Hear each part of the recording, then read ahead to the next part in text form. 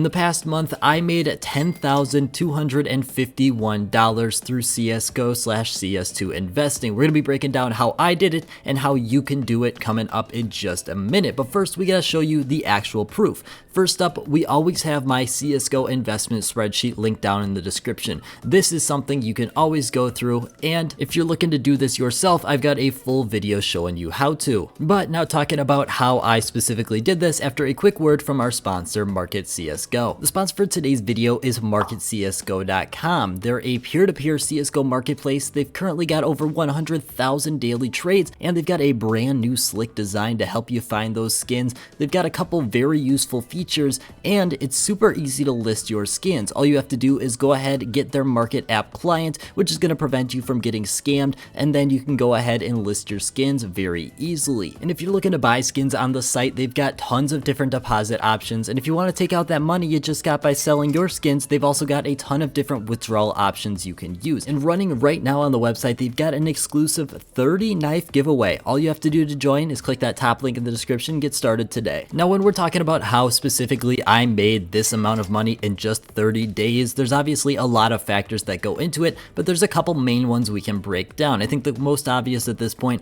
has got to be that CS2 update that happened very recently. Now, this one is definitely a major player, but it's not the only player. I don't want to make this video about the fact that CS2 went ahead and increased the value of my inventory. It obviously did, but that's not where all of the value lies. And in fact, a lot of the decisions I made to get to this point helped me out to get the value when the CS2 update hit. In fact, my overall inventory had increased about 50% before the CS2 update even dropped, giving you more evidence that this is not just fully dependent on the CS2 update. It's the way I made my profit. There's been some other big changes coming to the game that have definitely impacted it and helped continue or sustain that profit that we've been seeing. The first one of which is going to be the fact that CSGO is only going to have one major, at least at this point, there's one major left. And in fact, there's only one major happening in 2023. This is a very huge development because this has just skyrocketed FOMO everywhere for all capsules. You can see a significant amount of capsules increase dramatically by this announcement, and it's not something I expect to really fall down considering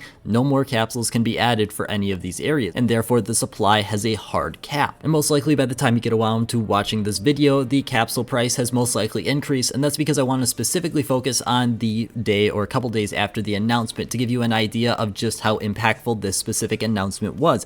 The other thing we got going on is a maybe potential operation on the horizon. This is not something that has really played too much of an impact yet, other than just once again generating a little bit more hype and interest into the game. But the biggest piece I have not spoken on yet is the second largest ever update for investing, and that's when they went ahead and took out the non-prime drop pool. This was very influential to the overall game because it took a lot of cases that were being sustained at a certain level and went ahead and cut off the supply being given into the game, and therefore the demand stayed constant and the price of these started to rise rather quickly because people were still unboxing a ton of these cases even though not a lot of them were being dropped. But now focusing on specifically how you can make a significant amount of profit moving forward, I've got a pretty decent list of all the things I think you should really be focusing in on. First of which is resources. You need to make sure you're investing into things for a specific reason, whether that sticker has a very high demand at a relatively low price compared to the competition or whatnot. I've got a full video if you're looking at cases. I've got a lot of resources depending on what way you're looking.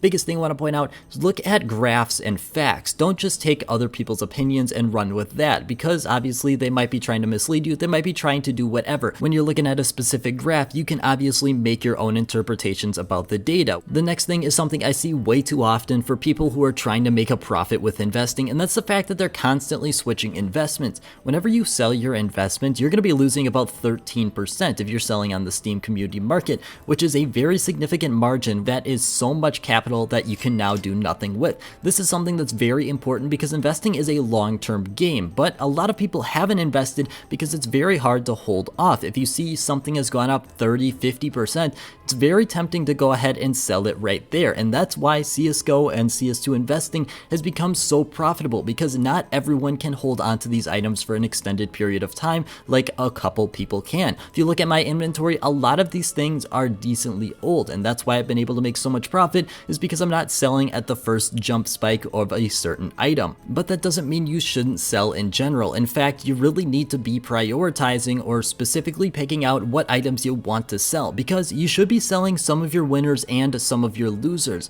Now, I'll be completely honest, I sold RMR for about 20 cents a capsule because it was stagnant in my inventory for so long. Even though I sold that off and it was unfortunate, because I reinvested the funds into a different area, I still end up with a decent profit. In fact, I bought Rio capsules with all of those RMR capsule money. So it's not something that I'm taking a terribly large loss on, even though RMR out of nowhere has shot up in price. It's things like that. When you're able to sell and reinvest, it makes the losses much easier to comprehend or much easier to just get over. And to go along with that, I sold some Stockholm Challengers capsules for about $2 a piece. Once again, I reinvested those funds into Antwerp and I was able to make a decent amount of money there as well. It's not always about selling off just the losers or just the winners. I like to do a combination of both to make sure that I've got a consistent but yet profitable portfolio. And sticking on that topic of selling, it's very important that you are selling some of your items at their peaks. If we want to look at something like the sticker capsule 2 here, it's a great indicator of how the CSGO market moves in kind of a group. You can see obviously the very large run up and then it falls off. If you're able to sell at that peak, you're pretty much able to buy 2 of that same capsule soon as the price dips back down. But if you were to hold on to your capsule, you'd probably be sitting with the same one. It's not always going to happen as easily and as quickly as it does with the sticker capsule 2, but it's something you do need to consider about selling off at a peak rather than just consistently holding your items if that's something you're interested in doing. And this one for me is something I personally do, and that's why I try to focus on buying cheap. Buying cheap is a really good thing because we can look at CSGO's demographics. People from all over the world are playing CSGO, and the fact is not everyone can afford to drop $5 or $10 on a case, and generally speaking it doesn't get the best ROI anyways. That's why I prioritize finding cheaper investments, looking at under $1 and buying a significant amount of them rather than buying a very high-end investment. Recently we saw that Doppler knives go absolutely crazy in price, but the thing is they only went up potentially 30%, and that's something we can kind of see relatively often if we look at past and the cases or capsules. Buying cheap is not for everyone, but it's something I try to focus in on because I believe it's a little bit better of a way to go, and it's also something I just like to do. And finally, I've kind of mentioned it already, but you're gonna make a significant amount of mistakes, and that's completely okay. If you want to talk about my portfolio, I'm up over $10,000 in the past month, and yet I've made a ton of mistakes. We talked about the Stockholm Challengers I sold. We talk about the RMR capsules I've sold. We've talked about a significant amount of things in the entire history of this channel that I have sold and I have not done explicitly well, but that doesn't necessarily mean that everything is going to be bad. I've made a ton of profit by following the tips I've mentioned and reinvesting into specific investments that I believe have a lot of potential. That's something you should be doing moving forward, and it's something I highly recommend you put your interest into. But that's pretty much all I have for today. I want to thank you guys so much for watching, and I hope you have a great rest of your day.